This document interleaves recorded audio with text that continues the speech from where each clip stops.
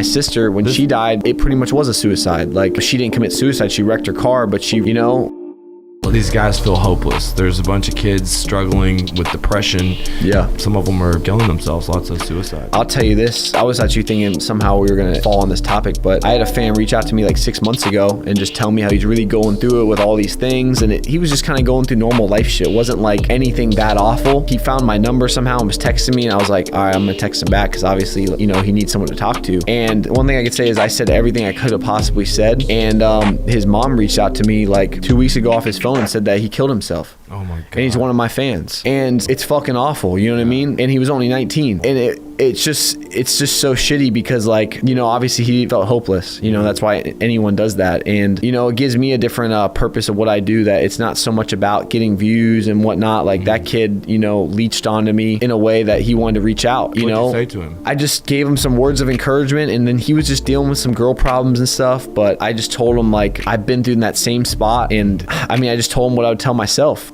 I don't know. I mean, I guess he couldn't get through it, and it's like fucking awful. But I mean, in life, people got to understand that these feelings are just feelings. Yeah, it's temporary. It's not real, you know what I mean? And if you improve your life, the feelings are going to change. And don't make a permanent decision. And also, like, I'm not here to judge or talk shit, but a selfish decision that affects the people that love you over some shit that you can change. You know, I'm someone that's been through real problems, death, and having the weight of, like, my family on my shoulders and having to make it happen. No one here to save me. And I'm doing that to this day. And it's funny because I think those things have made me where I've never even had the thought of committing suicide, because it's like I got people that rely on me. So I think people need to have people that rely on them. If someone relies on you, you're not gonna opt out on them like that, because you care about them too much too. Not just people you affected. Yeah, it's not just the people in your family, but it's, you know, outside the people become your family, even when they're like off doing their own thing. Like, that guy was a part of your family. Yeah. He was part of Judah's audience. Yeah. You know, you're texting you know, you were emotionally connected to him. Yeah, I forget sometimes I had that connection because the way I put my content out, like, you talk to me a lot about how you should do your content, and it's great to, you know, put out content no matter what, but the real goal is to have people connect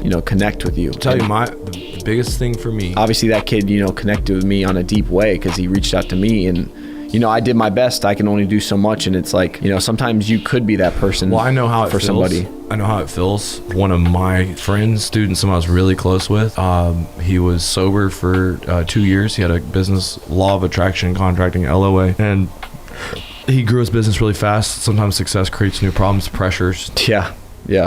Faster it comes, the faster it goes. Also, you create this new version of yourself, and dude, if you lose that version of yourself and you build your whole self-worth and how other people think about you, then that's where that, like, real down comes from. Is like, oh my God, I thought you had your shit together. You're a fuck up. Well, one thing I always say with social media is do not build up a social media of someone that you're not. Yeah. Like me, I will always say if I'm going to get rich, famous, known on the internet, I want it to be for exactly who I am, because it is way too much work to keep up a front for everybody. You got to be yourself, and you got to be authentic to you, because if you're going to do this for the rest of your life, you can't be living in some fairy tale you made up for everybody. And also, people see through that shit. People know when someone is authentic and when someone's not. I mean, I haven't had anyone in my audience kill themselves, but I've had 3 people die of drug overdose. And well, that's a way of killing yourself. I mean, my sister, when she died, it pretty much was a suicide. Like, you know, she didn't commit suicide. She wrecked her car, but she wrecked her car drunk. Yeah. And she was just acting recklessly. And, you know, there was a lot of red flags that we look back at now after it happened. Like, damn, it was a suicide pretty much. My wife had a friend that did that. She just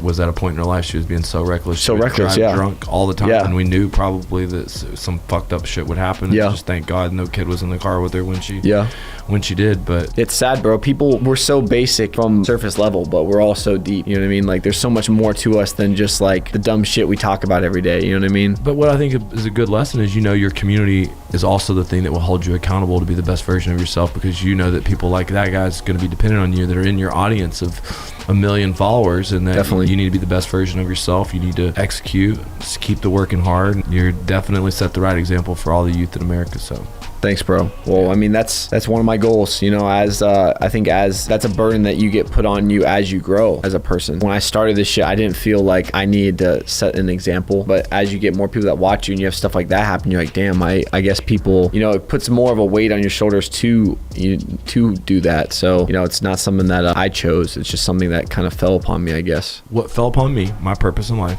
is to raise the status for the working class or the blue collar trades. Like, I grew up kind of ashamed. My dad was a roofer, didn't want to be a roofer, wanted to be a doctor, lawyer, architect. Yeah. Failed out of college, but became a blue collar millionaire through this trade that's pretty white collar. We sell the jobs, we don't do the job. Yeah. You told me, you know, like if I wasn't doing this content stuff, I'd be in like roofing or solar sales. Why you say that? Just because I never want to be put in a boat that doesn't have the ability to make a lot of money. That's why people are so depressed, because there's no hope in what they're doing. They're in something that there is no future. Nothing can change for them. No matter how hard they work, they're fucked no matter what. Unless they start thinking outside the box, like the guy that made the ice cream shop. That's crazy out of the box thinking. But you know, when it comes to sales, I think everyone needs to be in sales, because there's hope that you could go make a ton of money. And people act like money's not important, but no one's ever got up and went to work not for money, and they act like it's not important. So it's like, I want to be in a boat that can change my life. You know what I mean? That's why I love what I do now, because things can change like this in a second. And with solar sales and roofing sales, I've heard stories of guys just crushing it, making like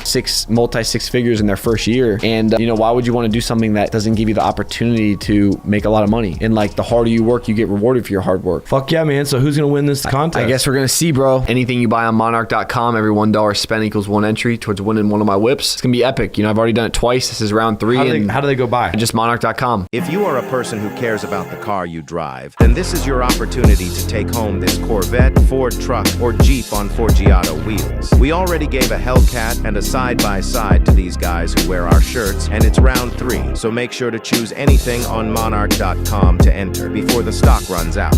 Good luck.